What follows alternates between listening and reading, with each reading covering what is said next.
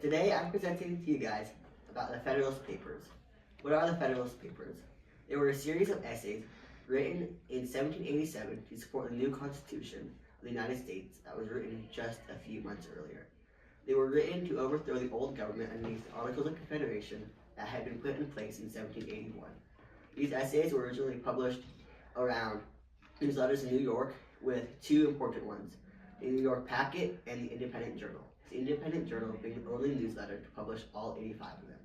There were 85 essays total, written underneath three authors, Alexander Hamilton, James Madison, and John Jay. Alexander Hamilton wrote the majority of these essays, 51 under his name. Madison wrote 29, and John Jay wrote only 5 because he got sick and couldn't complete anymore. Now these essays covered a variety of issues, with the main ones being listed here. The first one was about a general introduction and a challenge to the common people. Is a human society able to create a good government, or are they subject to circumstances and change? So can we, the people of the United States, create a new government, a good one under the Constitution, or are we just subjected to being under the current system or being influenced by past choices?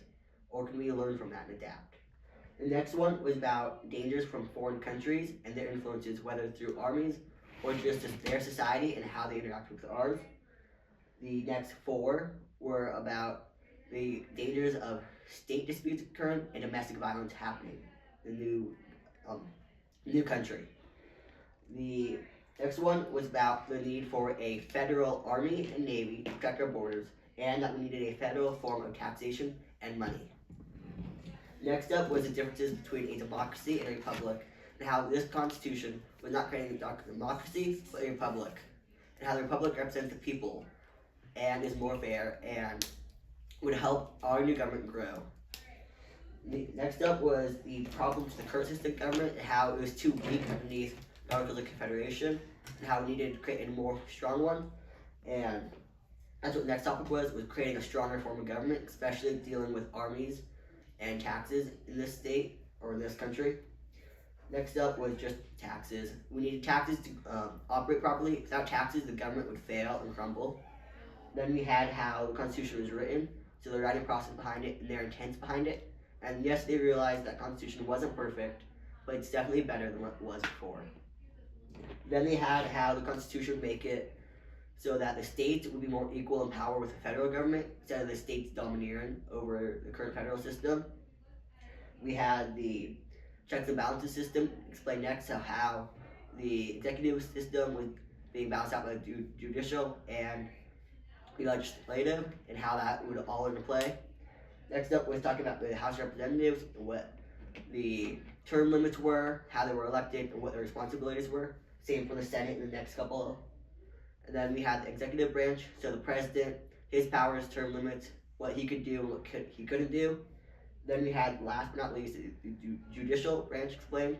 So their powers, how it's the weakest of all 3 branches, but they're still important because they uphold the laws of the nation.